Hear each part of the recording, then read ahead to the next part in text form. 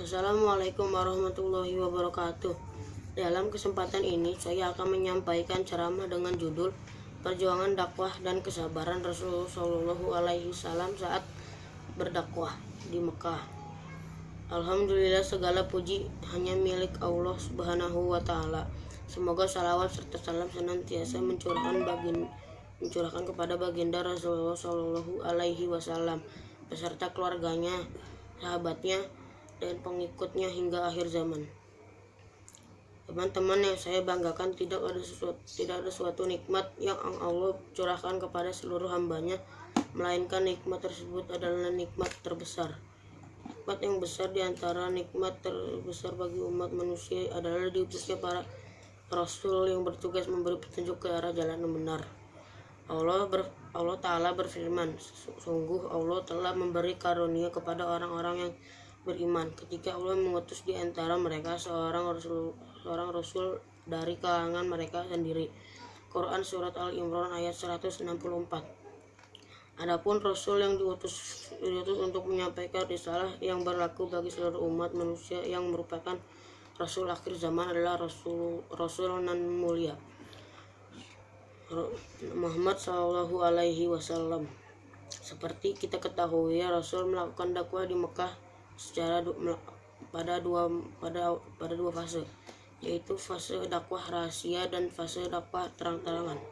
Pertama, Rasul melakukan dakwah awalnya secara rahasia. Beliau melakukan itu selama 3 tahun. Sebagaimana diketahui, kota Mekah merupakan pusat bangsa Arab. Di sana terdapat para penjaga Ka'bah dan pengurus berhala serta patung-patung yang disakralkan oleh seluruh bangsa Arab. Untuk mencapai sasaran, yaitu melakukan perubahan di kota Mekah, yaitu lebih sulit dan sukar. Karenanya berdakwah membutuhkan tekad, baja, dan tak mudah.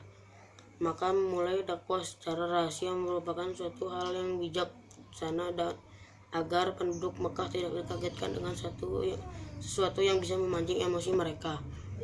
Oleh karena itu, fase awal ini baru beberapa orang menerima dakwah beliau, di antaranya istri beliau, Siti Khadijah, budak beliau Zaid bin Haris,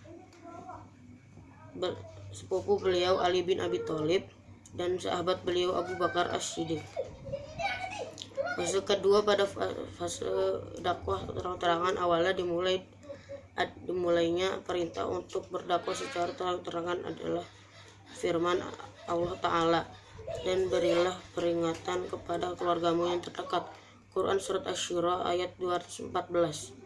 Dalam sejarah beliau berdakwah secara terang-terangan setelah beliau merasa yakin dengan janji pamannya Abu Thalib yang akan melindungi dalam tugasnya menyampaikan wahyu Rabb-nya.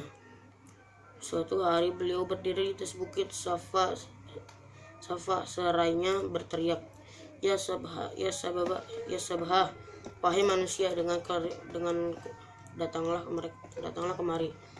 Lalu berkumpul suku Quraisy. Kemudian Nabi mengajak mereka untuk bertauhid, beriman kepada risalah yang dibawanya dan dari akhir. Di fase kedua inilah dakwah beliau mulai memenuhi rintangan dan tantangan, diantaranya menyindir, menghina, mengejek, mendustakan, dan menertawakan, mencari ajaran beliau dan menyebarkan berita bohong, iklan palsu, dan tuduhan rendah terhadap ajaran dan kepribadian Nabi, sehingga orang awam tidak memiliki peluang untuk merenungi dakwah beliau. Menentang Al-Quran dengan mengatakan isinya adalah dongeng-dongeng orang terdahulu, menyibukkan manusia dengannya. Melakukan negosiasi dengan cara berusaha mencampur aduk ajaran Islam dan ajaran jahiliyah. Menyakiti fisik beliau dengan melempar batu dan kotoran. Tapi beliau menghadapi semua itu dengan kesabaran, ketenangan, dan ketakwaan, dan pantang menyerah, sehingga awalnya hanya 4 orang menjadi lebih banyak saat akan hijrah ke Madinah. Demikian sepenggal kisah kesabaran, kegigihan, dan keteladanan Rasulullah Shallallahu Alaihi Wasallam dalam berdakwah mengajarkan kaumnya agar menentang Allah Ta'ala. Beliau dakwah dengan akhlak yang mulia. Mudah-mudahan dapat meneladani akhlak serta kesabaran beliau dalam berdakwah agama Islam yang kepada masyarakat, yang benar kepada masyarakat, serta terus berjuang memenangkan agama Allah di atas seluruh agama Allah di atas seluruh agama. Wassalamualaikum warahmatullahi wabarakatuh.